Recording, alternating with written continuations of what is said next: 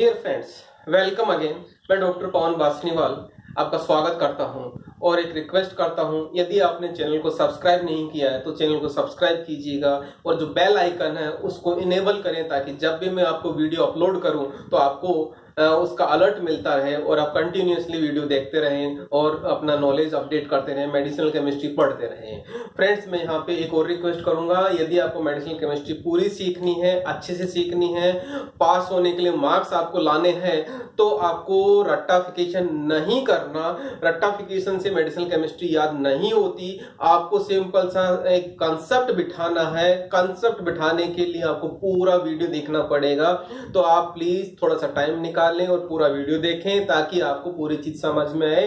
इसी मोटो के साथ में मैं आपको ये वीडियो लेक्चर डिलीवर करने जा रहा हूं। जैसा कि फ्रेंड्स हमने आपको डिस्कस किया था कैसे पिछले वाले वीडियो में, क्या कि that is the SAR of cholinolytic agents. Cholinolytic agents हमने किसको बोला था पिछले वीडियो में? जिसको बोला था anti cholinergic agents. Anti cholinergic agents basically जैसा कि हमने डिस्कस किया था पिछले वीडियो में, क्या था, दो कैटेगरी से बिलोंग करता है। दो कैटेगरी किस तरह से? यहाँ पे सोलेनियस एल्कलॉइड्स एंड एनालॉग था, पहली कैटेगरी थी, और दूसरी कैटेगरी थी synthetic cholinergic blocking agents. Friends, हमने पहली category solanaceous alkaloids and their analogues वो हमने पिछले वीडियो में डिस्कस किया था। यदि आपने नहीं इसको देखा है तो आपको प्लीज इसको देखिएगा, तभी नेक्स्ट आपको समझ में आएगा। तो फ्रेंड्स, अब हम सब जो एसएआर देखने वाले हैं वो एसएआर देखने वाले हैं इस कैटेगरी का। इस कैटेगरी का हम पहले ही पढ़ चुके पुराने वाले वीडियो में, और दूसरा नेक्स्ट आज हम पढ़ने वाले SAR of synthetic cholinergic blocking agents. Okay, synthetic cholinergic blocking agents मतलब यदि हम इसका जनरल स्ट्रक्चर देखते हैं तो हमारे सामने एक जनरल स्ट्रक्चर आता है ये वाला। ओके फ्रेंड्स, इस जनरल स्ट्रक्चर में हम एक जनरलाइज्ड वे में देख पा रहे हैं कि हमारे सामने एक स्केलेटन बना हुआ है जिसमें कार्बन है या एक्स है। एक्स कोई सा भी एटम हो सकता है, दैट में बी कार्बन, दैट में बी ऑक्सीजन, दैट में बी नाइट्रोजन, वो हम एसएआर में पढ़ने वाले हैं। यहाँ पे कार्बन है, इस पे एन है, एन का मतलब नंबर ऑफ कार्बन होगा, ये कैपिटल एन का मतलब यहाँ पे नाइट्रोजन है, और इस पे तीन तरह के सब्स्टिट्यूएंट है। फ्रेंड्स, हम इसको जनरलाइज बोला है ना, इसको हम कोई केमिकल कैटेगरी नहीं दे पा रहे हैं। तो अब हम इसके बेसिस पे, ये किसका जनरलाइज फॉर्म है? Synthetic cholinergic blocking agent. इसके बेसिस पे हम अलग अलग कैटेगराइजेशन करते हैं। अलग अलग कैटेगराइजेशन करने के लिए हमारा सबसे पहला जो कैटेगरी आती है वो ये है, मींस जिसको बोलते हैं हम amino alcohol asters. Amino alcohol asters होगा, ये वाला एस्टर लिंकेज है, एस्टर बोलेंगे हम इसको, और इसी की स्ट्रक्चर में कहीं न कहीं वो आइदर नाइट्रोजन के फॉर्म में कहां जुड़ा होगा, या तो रिंग के फॉर्म में जुड़ा होगा या एमिनो के फॉर्म में जुड़ा होगा। इसकी स्ट्रक्चर में रहेगा एमिनो। तो एमिनो अल्कोहल का एस्टर है, तो ये एस्टर फॉर्म बना हुआ है। फ्रेंड्स, ये तो हो गया हमारा पहली कैटेगरी जो जनरलाइज फॉर्म है किसका? Amino alcohol asters. इस कैटेगरी से बहुत सारी ड्रग्स बिलोंग करती है, जिसमें से कुछ है जैसे क्लीडिनियम ब्रोमाइड है, साइक्लोपेंटोलेट है, डाइसाइक्लोमीन है, ग्लाइकोपाइरोलेट है। ये सारी की सारी ड्रग्स इस कैटेगरी से बिलोंग करती है। ठीक है फ्रेंड्स, नेक्स्ट कैटेगरी है फ्रेंड्स, यदि मैं यहाँ पे ध्यान दीजिएगा, ये वाली कैटेगरी है जिसको हम क्या बोलते हैं यहाँ पे, ये वाला, that is amino alcohol carbamate. Carbamate क्या होता है? ध्यान देना फ्रेंड्स, जो कार्बोक्सिलिक ग्रुप है उस कार्बोक्सिलिक ग्रुप के साथ में नाइट्रोजन या एमिनो ग्रुप जोड़ देंगे तो वो कार्बामेट बनेगा। ये तो हमारा कार्बोक्सिलिक ग्रुप हो गया, ये वाला COO वाला, और इसके साथ में हमने नाइट्रोजन जोड़ा हुआ है, इसको हम बोलते हैं कार्बामेट। तो कार्बामेट की ये जो बनता है उसको बोलते हैं हम कार्बामिक एसिड।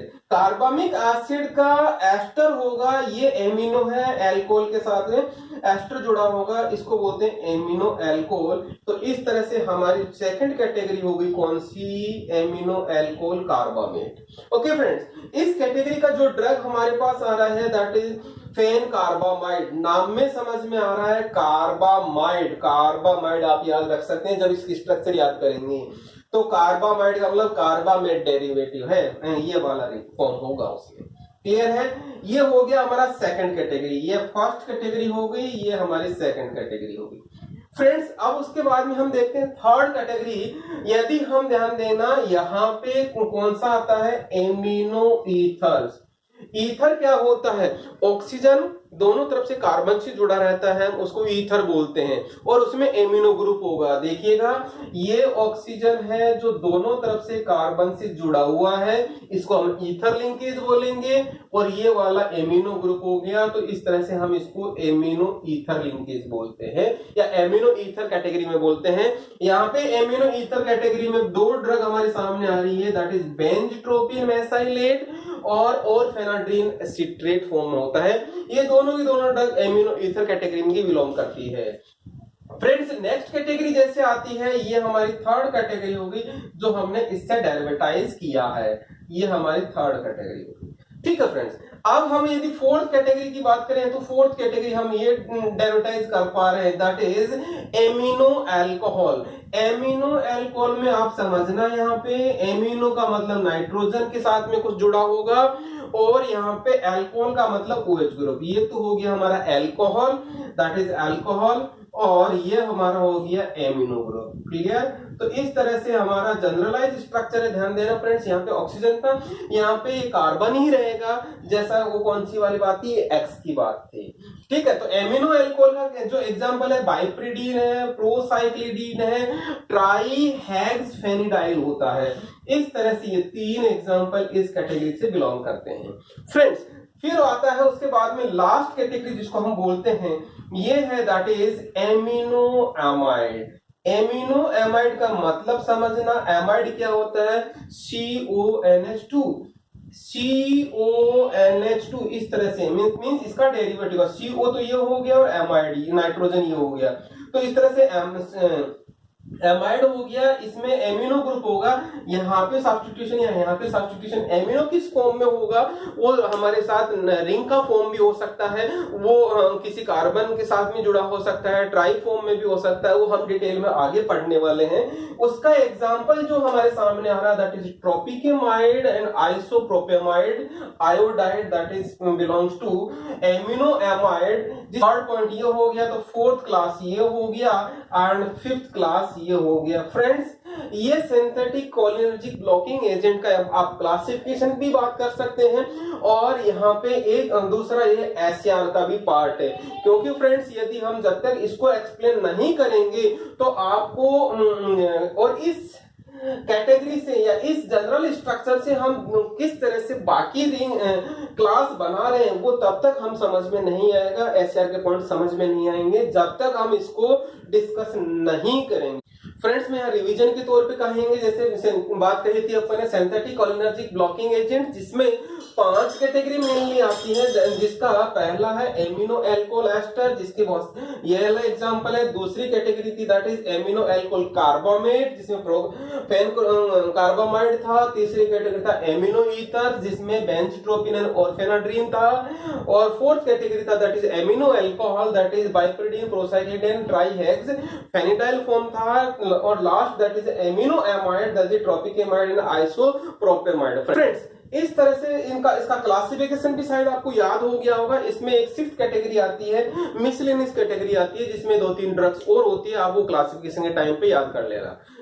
फ्रेंड्स हमने जैसा कि देखा सिंथेटिक कोलिनर्जिक ब्लॉकिंग एजेंट्स का ये वाला general structure, okay, general structure और उसकी डिफरेंट 5 कैटेगरीज, उन सभी का ऑब्जर्वेशन करने के बाद में जो कॉमन चीज निकल के आ रही है, उन कॉमन चीज को हम कैटेगराइज करते हैं। तो मेनली ये 5 कैटेगरीज आती है, that is cationic head, cationic head का मतलब क्या है? हम इस नाइट्रोजन की बात करेंगे जो जनरली सभी ड्रग्स की या सभी ड्रग कैटेगरीज में मिली थी। वो कैसा होना चाहिए, कैसा सब्स्टिट्यूशन होगा तो क्या होगा। सिमिलरली यहाँ जो हमने देखा था, जो पिछले वीडियो में देखा था, सोलेनियसिस एल्कलॉइड्स में हाइड्रोक्सी ग्रुप था जो एसेंशियल था किसके लिए? हाइड्रोजन बॉन्डिंग के लिए। तो यहाँ पे हमारी इन ड्रग्स में भी हाइड्रोजन बॉन्ड बनाने के लिए OH ग्रुप है या नहीं है, होगा तो किस तरह से एक्टिव करेगा या किसी ड्रग को एक्टिव बनाएगा। सिमिलरली नेक्स्ट, जैसे कि हमने इसका फर्स्ट डेरिवेटिव बनाया था, एस्टर ग्रुप किस तरह से इफेक्ट करता है। फिर आता है साइक्लिक ग्रुप। साइक्लिक ग्रुप का मतलब यहाँ पे रिंग फॉर्म किस तरह का होगा, दैट में बी एरोमेटिक, दैट में बी साइक्लो एल्केन और या हेट्रोसाइक्लिक, किस तरह का होगा फ्रेंड्स। सिमिलरली ये जो कार्बन चेन है, इस कार्बन चेन को हम देखेंगे। तो फ्रेंड्स यहाँ पे एक तो कैटाइनिक मतलब नाइट्रोजन की बात कर रहे हैं, यहाँ पे हाइड्रोक्सिल ग्रुप की बात कर रहे हैं, एस्टर ग्रुप की मतलब यहाँ पे एस्टर ग्रुप होगा, एक्स की जगह O और एक यहाँ पे कार्बन के ऊपर डबल बॉन्ड के साथ में ऑक्सीजन। फिर साइक्लिक ग्रुप की बात कर रहे हैं, साइक्लिक ग्रुप मतलब यहाँ पे रिंग फॉर्म किस तरह से होगा और कार्बन चेन, ये कार्बन चेन किस तरह से होगा। तो लेट्स डिस्कस पहला पॉइंट जो कैटाइनिक हेड है। कैटाइनिक हेड की बात कर रहे हैं तो अपन देखना नाइट्रोजन की बात कर रहे हैं। नाइट्रोजन ये वाला है। नाइट्रोजन के लिए जब पहला पॉइंट आता तो जैसे हमने पहले भी डिस्कस किया था, एट्रोपिन वाले मतलब सोलेनियसिस एल्कलॉइड के पिछले वीडियो में भी हमने डिस्कस किया था, जिसमें क्वाटरनरी अमोनियम एसेंशियल होता है या ज्यादा पोटेंट होता है, मोर पोटेंट होता है। ये क्वाटरनरी अमोनियम क्या होगा? मोर पोटेंट होगा। जिस भी ड्रग के लिए में किस एक्टिविटी के लिए? एंटी कोलिनर्जिक एक्टिविटी के लिए फ्रेंड्स। इसका अपन एग्जांपल ले सकते हैं क्लेडिनियम ब्रोमाइड, जिसमें यहाँ पे नाइट्रोजन क्या है, यहाँ पे क्वाटरनरी फॉर्म में, इसलिए ज्यादा पोटेंट है, मोर पोटेंट है for what? Anti cholinergic activity के लिए। ये वाला पहला पॉइंट हो गया। अब अपन दूसरे पॉइंट की बात करते हैं। ये यदि नाइट्रोजन यहाँ पे, ये वाला नाइट्रोजन यहाँ पे यदि क्वाटरनरी फॉर्म में नहीं है तो टर्सरी फॉर्म में भी चलेगा। कैसे चलेगा? मींस टर्सरी फॉर्म में भी ये एक्टिव होगा। कैसे होगा? एंटीकोलिनर्जिक एक्टिविटी देगा। जैसे ही ये फिजियोलॉजिकल पीएच में जाएगा, कौन सा? ये टर्सरी एमीन, और टर्सरी एमीन क्वाटरनाइज्ड फॉर्म में कन्वर्जन हो जाएगा। और जैसे ही क्वाटरनाइज्ड फॉर्म में हो जाएगा, वो इस तरह से एक्टिविटी देगा, पोटेंट ड्रग की तरह बिहेव करेगा।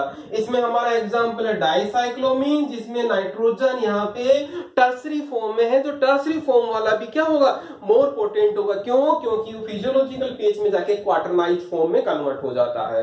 Clear friends? अब अपन बात करते हैं इस नाइट्रोजन पे सब्स्टिट्यूशन की। नाइट्रोजन पे जो सब्स्टिट्यूशन है उसकी बात कर रहे हैं। यहाँ पे सब्स्टिट्यूशन यहाँ पे मिथाइल ग्रुप होगा तो यहाँ पे ऑप्टिमम होगा। मिथाइल ग्रुप का अपन एग्जांपल ले सकते हैं, ग्लाइकोपाइरोलेट ब्रोमाइड की बात। इस नाइट्रोजन पे एक ही मिथाइल ग्रुप है, दूसरा मिथाइल ग्रुप तो यहाँ पे क्वाटरनाइजेशन है, तो यहाँ पे यदि मिथाइल ग्रुप होगा तो ऑप्टिमम एक्टिविटी आएगा। ऑप्टिमम एक्टिविटी आएगा फ्रेंड्स। यदि यहाँ पे ध्यान देना, ethyl moiety, n propyl moiety या एन ब्यूटाइल मोइटी, इसका मतलब यहाँ पे मैं यदि कार्बन चेन को बड़ा कर देता हूं नाइट्रोजन पे सब्स्टिट्यूशन के लिए, तो एंटी कोलिनर्जिक जो एक्टिविटी है वो डिक्रीज हो जाएगी। एंटी कोलिनर्जिक एक्टिविटी डिक्रीज होगी कब? जब इथाइल, एन प्रोपाइल और एन ब्यूटाइल लगाएंगे। नाउ फ्रेंड्स, हम इसको रिवाइज करते हैं। देखो समरी के तौर पे सीधी सीधी सी बात है, यहाँ पे नाइट्रोजन का क्वाटरनाइजेशन होना चाहिए। क्वाटरनाइजेशन होगा तो दैट इज एग्जांपल है क्लेडिनियम ब्रोमाइड की बात कर रहे हैं, और यहाँ पे नाइट्रोजन क्वाटरनरी फॉर्म में, इसलिए वो ज्यादा एक्टिव होगा, मोर पोटेंट होगा। यदि टर्सरी फॉर्म में है तो वो क्या होगा? फिजियोलॉजिकल पीएच पे जाके वो क्वाटरनाइज्ड हो जाएगा, जिसका एग्जांपल अपन डाइसाइक्लोमीन ले रहे हैं। और यदि यहाँ पे एल्काइल सब्स्टिट्यूशन की बात करें तो ऑप्टिमम जो होगा वो मिथाइल होगा। यदि ethyl, n propyl, n butyl लगाएंगे मींस उसकी कार्बन चेन वाली लेंथ बढ़ा देंगे। किस पे? नाइट्रोजन पे। तो जैसे कार्बन चेन बढ़ेगी तो उसकी एंटी कोलिनर्जिक एक्टिविटी डिक्रीज होगी। ये है किसका? कैटाइनिक हेड की बात है। ओके फ्रेंड्स, अब हम देख रहे हैं नेक्स्ट कौन सा, हाइड्रॉक्सिल ग्रुप के लिए। हाइड्रॉक्सिल ग्रुप क्या करता है, किस तरह से पार्टिसिपेट करता है, ये है हमारा हाइड्रॉक्सिल ग्रुप। हाइड्रॉक्सिल ग्रुप देखेंगे तो R3 की बात कर रहे हैं, that is R3 in general अपन बात कर रहे हैं। ये OH फॉर्म में भी हो सकता है, CH2OH फॉर्म में भी हो सकता है। इसको हम हाइड्रॉक्सिल बोलेंगे, इसको हाइड्रॉक्सी मिथाइल बोलेंगे। ओके फ्रेंड्स, जब भी इस तरह की ड्रग्स OH और CH2OH फॉर्म में होगा तो ये मोर पोटेंट होगा, मोर पोटेंट होगा। क्यों, ये क्या करेगा, increase binding strength means receptor पे जाके ज्यादा तरीके से बाइंड करेगा, बहुत जोर से बाइंड करेगा। कैसे बाइंड करेगा, ये formation of hydrogen bond, hydrogen bond बनाता है, ऑक्सीजन है, वो H भी लगा हुआ है, तो जैसे इसके साथ में दूसरा कोई इलेक्ट्रोनेगेटिव एटम होगा, दैट में भी नाइट्रोजन, ऑक्सीजन और फ्लोरीन, तो इस तरह से जनरली फ्लोरीन तो रिसेप्टर साइड पे नहीं होता, लेकिन नाइट्रोजन और ऑक्सीजन की प्रोबेबिलिटी बहुत ज्यादा होती है, तो वहां जाके क्या करता है, रिसेप्टर पे बाइंड हो जाता है bye formation of what, hydrogen bond. तो इस तरह से ये जितना ज्यादा बाइंडिंग होगा रिसेप्टर पे, जितना ज्यादा बाइंडिंग होगा रिसेप्टर पे, तो क्या होगा, ये वहां पे और स्ट्रांगली बाइंड होगा, और स्ट्रांगली बाइंड होने से क्या होगा, पोटेंट हमारा ड्रग ज्यादा होगा। इसका अपन एग्जांपल भी देख सकते हैं, जैसे कि इसको बोलते हैं प्रोसाइक्लिडीन। प्रोसाइक्लिडीन में OH ग्रुप आ रहा है यहाँ पे, और ट्रोपिकेमाइड में CH2OH फॉर्म आ रहा है इसमें, तो ये दोनों के हमारे पास एग्जांपल हो गए, प्रोसाइक्लिडीन एंड ट्रोपिकेमाइड। ओके फ्रेंड्स, जिसमें CH2OH है एंड OH है। इस तरह से हाइड्रोक्सी ग्रुप हाइड्रोजन बॉन्ड बना के और पोटेंट ड्रग बनाता है। ठीक है फ्रेंड्स, हमने दो पॉइंट्स पढ़ लिए, दैट इज कैटायनिक हेड हमारा हो गया, दूसरा हाइड्रोक्सिल ग्रुप हो गया। ओके, नेक्स्ट आता है एस्टर ग्रुप। एस्टर ग्रुप में देखे ना आप, एस्टर ग्रुप का ये वाला पॉइंट है हमारा। एस्टर ग्रुप किस तरह से बिहेव करता है देखना, ये वाला X की बात कर रहे हैं, यहां पे एस्टर लिंकेज जब होगा, एस्टर लिंकेज जब होगा तो तब क्या होगा, तब सिमिलर चीज है कि एसिटाइल कोलिन जैसा स्ट्रक्चर आएगा। ये वाली चीज हमने ध्यान देना, सोलेनी से एल्केलॉइड में पढ़ा था कि एट्रोपिन का स्ट्रक्चर में एसिटाइल कोलिन जैसा फॉर्म है, वो atropine extended form of acetyl choline है। तो ध्यान देना, उससे होगा क्या, उससे ये होगा जैसे ही एस्टर लिंकेज होगा तो एस्टर लिंकेज की वजह से उसका ड्रग का जो कन्फर्मेशन है वो एग्जैक्टली एसिटाइल कोलिन जैसा बनेगा। एसिटाइल कोलिन का जैसा कन्फर्मेशन बनने की वजह से क्या होगा, better interaction of different groups at muscarinic receptor. जो कन्फर्मेशन होने की वजह से जो ड्रग के जो डिफरेंट ग्रुप्स है, दैट में भी cationic, ester group, hydroxyl group, cyclic group और कार्बन चेन, वो इस तरह से अरेंज होंगे उस रिसेप्टर पे कि ताकि उसको पूरा का पूरा ब्लॉक कर सके।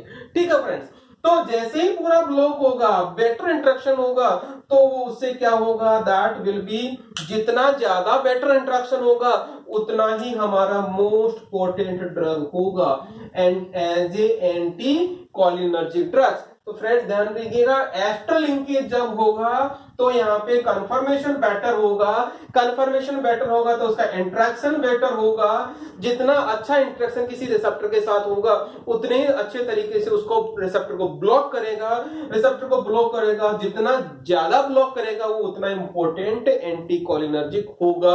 इसका मतलब क्या हुआ, जिसमें ड्रग्स में एस्टर लिंकेज होगा वो सबसे ज्यादा पोटेंट ड्रग होगी अमंग ऑल एंटीकोलिनर्जिक ड्रग्स। लेकिन यहां पे ध्यान देना, एस्टर लिंकेज जो है वो जरूरी भी नहीं है, note essential feature for activity. Friends आपने ध्यान देना, शुरुआत में जब देखा था तो सिंथेटिक कोलिनर्जिक ब्लॉकिंग एजेंट्स की 5 कैटेगरी देखी थी, जिसमें एक सबसे पहला ग्रुप था अपना एस्टर वाला, लेकिन 4 ड्रग्स कैटेगरी और थी जिनमें एस्टर लिंकेज नहीं था।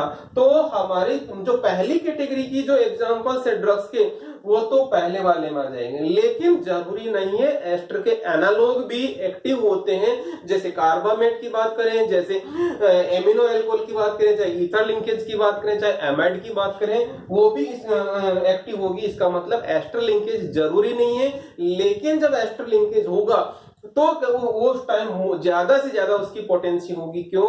Due to the similarity with the acetylcholine. Okay friends, हमने अभी तक कौन कौन से ग्रुप पढ़ लिए? कैटायनिक हेड पढ़ लिया, हाइड्रोक्सिल ग्रुप पढ़ लिया, एस्टर ग्रुप पढ़ लिया। अब आता है हमारा next cyclic group.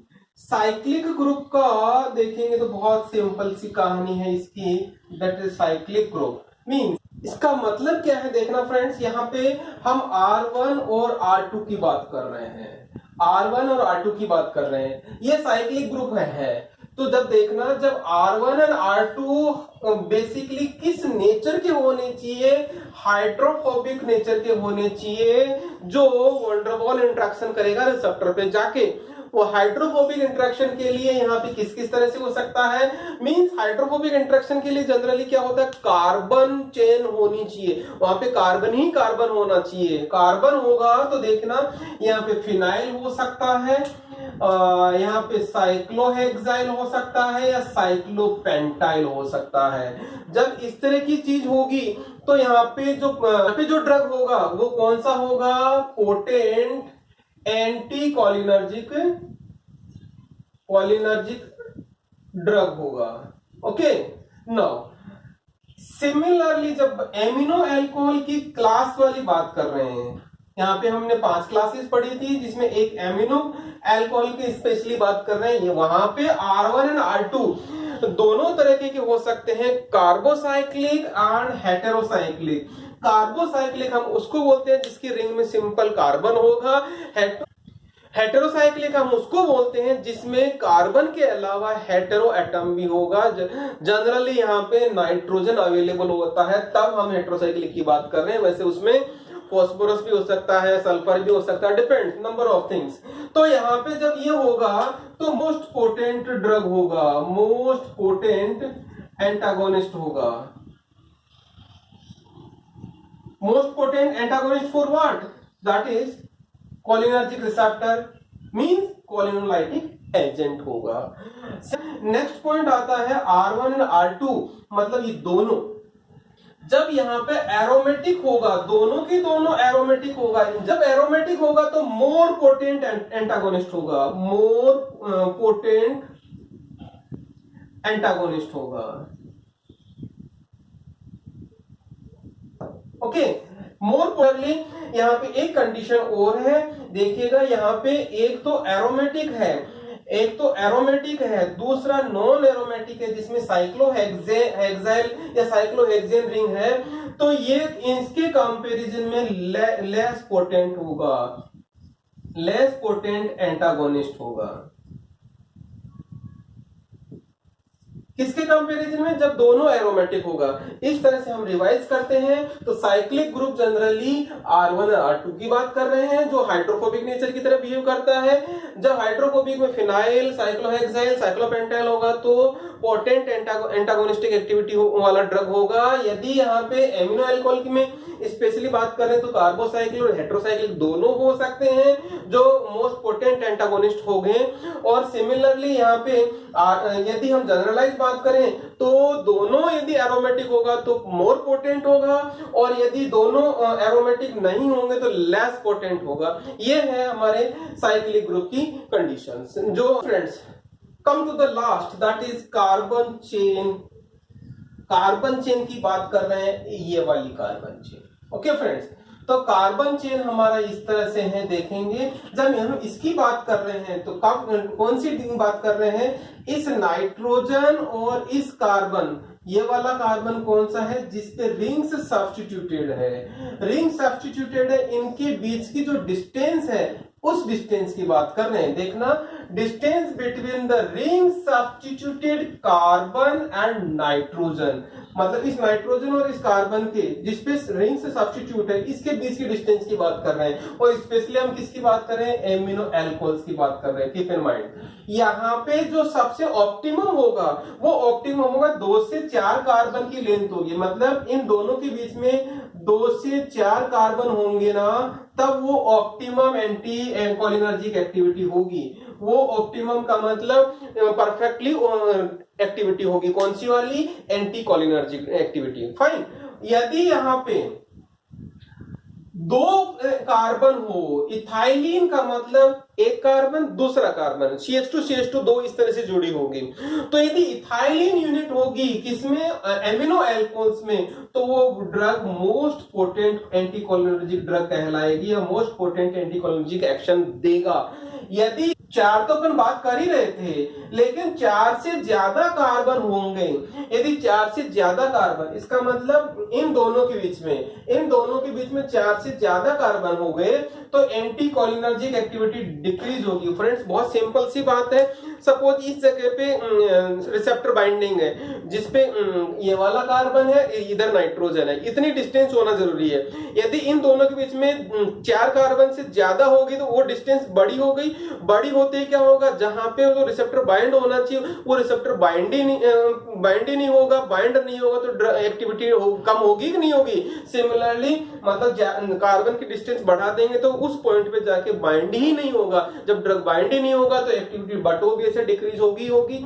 Similarly next, branching at beta carbon to the nitrogen, देखना ब्रांचिंग का ये वाला नाइट्रोजन है, इस नाइट्रोजन का इधर वाला पहला कार्बन होगा उसको अल्फा बोलेंगे, अगले वाले कार्बन को हम बीटा बोलेंगे, मतलब सेकंड वाले कार्बन को, इस नाइट्रोजन के सेकंड कार्बन पे हम यदि कोई ब्रांचिंग करते हैं, ब्रांचिंग का मतलब उस पर कोई सब्स्टिट्यूशन करेंगे, कार्बन का सब्स्टिट्यूशन होना चाहिए, तब दैट उसका ही मतलब होता है ब्रांचिंग। तो यदि हम ब्रांचिंग करेंगे तो अगेन एक्टिविटी डिक्रीज होगी। फ्रेंड्स बहुत सिंपल सी चीज है, वहां यदि कार्बन लगा देंगे, सपोज इस तरह से ड्रग स्ट्रक्चर है हमारा और इधर एक ब्रांचिंग कर दी, तो ये ड्रग का मॉलिक्यूल जाके बाइंड ही नहीं होगा। बाइंड क्यों नहीं होगा, क्योंकि बीच में कार्बन आ गया, कार्बन नहीं आ गया तो क्या बाइंड होने का प्रॉब्लम आएगा, रिसेप्टर पे इंटरेक्शन ही नहीं होगा, रिसेप्टर पे इंटरेक्शन नहीं होगा तो क्या होगा, वो एक्टिव नहीं होगा, means anti cholinergic activity decrease होगी। तो इस तरह से फ्रेंड्स यहाँ पे हमने कार्बन चेन का सिंपल सी कहानी है, कार्बन चेन की ऑप्टिमम 2 से 4 कार्बन होने चाहिए, 2 कार्बन मतलब इथाइलिन मोइटी बहुत ऑप्टिमम होगी, मोस्ट पोटेंट होगा, और 4 कार्बन से ज्यादा होंगे तो वो एक्टिविटी डिक्रीज होगी कि उसकी लेंथनिंग हो गई तो रिसेप्टर पे बाइंड ही नहीं होगा। सिमिलरली यदि बीटा कार्बन पे हम ब्रांचिंग करेंगे, कार्बन जोड़ेंगे और तो भी उसकी एक्टिविटी डिक्रीज होगी क्योंकि अगेन रिसेप्टर पे बाइंडिंग की प्रॉब्लम आएगी। इस तरह से फ्रेंड्स हमने देखा सिंथेटिक कोलिनर्जिक ब्लॉकिंग एजेंट्स का SAR, जिसमें बहुत सारे पॉइंट्स हैं, इसमें हमने 5 हेडिंग के तौर पे देखा, cationic head, hydroxyl ion, ester group, cyclic group and carbon. मैं शॉर्ट में डिस्कशन देता हूं तो कैटायनिक नाइट्रोजन होना चाहिए, टर्शियरी होता है तो भी वो फिजियोलॉजिकल पीएच पे जाके क्वाटरनाइज हो जाता है, तब एक्टिव रहता है। सिमिलरली हाइड्रोक्सिल ग्रुप यदि बात करना, हाइड्रोक्सिल ग्रुप हाइड्रोजन बॉन्डिंग बनाता है तो रिसेप्टर पे जो बाइंडिंग होती है उसकी स्ट्रेंथ बढ़ाता है जिससे वो ज्यादा पोटेंट होता है। एस्टर ग्रुप होगा तो एस्टर ग्रुप क्या होगा, कन्फर्मेशन, एसिटाइल कोलिन की कन्फर्मेशन जैसी स्ट्रक्चर बनाता है, तो वहां पे जो बाकी फंक्शनल ग्रुप है ड्रग के वो परफेक्टली जाके रिसेप्टर पे बाइंड होता है, बेटर वे में बाइंड होता है, जिसकी वजह से क्या होगा, ester group among other groups ज्यादा एक्टिव होगा, मोस्ट पोटेंट होगा, इसलिए एस्टर ग्रुप पोटेंट होता है। सिमिलरली साइक्लिक ग्रुप की बात करते हैं तो साइक्लिक ग्रुप में बहुत सारी था जो हाइड्रोफोबिक इंटरेक्शन देता है, जिसमें फिनाइल बोला था, साइक्लोहेक्सेल बोला था, साइक्लोपेंटाइल बोला था, वो मैक्सिमम एक्टिविटी देता है। और यदि यहाँ पे ध्यान देना, यदि उसकी एरोमेटिक होता है तो ज्यादा एक्टिव होता है, किसके कंपेरिजन में, एरोमेटिक एंड नॉन एरोमेटिक होता है तब। Clear friends. फिर उसके बाद में हमारा कार्बन चेन हमारा ये आएगा, 2 से 4 कार्बन के बीच में डिस्टेंस होनी चाहिए, 2 वाला सबसे ज्यादा पोटेंट होता है, 4 कार्बन होगा तो 4 कार्बन से ज्यादा होगा तो क्या होगा, यहाँ पे पोटेंसी इसकी एंटी कोलिनर्जिक एक्टिविटी डिक्रीज होगी। सिमिलरली उसकी ब्रांचिंग करेंगे तो अगेन उसकी पोटेंसी और एंटी कोलिनर्जिक एक्टिविटी डिक्रीज होगी। फ्रेंड्स मैं यहाँ पे बहुत बहुत धन्यवाद देना चाहूंगा। आपने पूरा वीडियो देखा, प्लीज इसमें कमेंट कीजिएगा, इसमें कौन सी चीज समझ में नहीं, I will answer you. Similarly आप यहाँ पे सब्सक्राइब कर लीजिए, सब्सक्राइब नहीं किया है आपने तो प्लीज सब्सक्राइब कीजिएगा। और दूसरी चीज, यदि फ्रेंड्स को आपने फॉरवर्ड नहीं किया, शेयर नहीं किया तो शेयर भी कीजिएगा और बेल आइकन को इनेबल कीजिएगा। आपको बहुत बहुत धन्यवाद। बहुत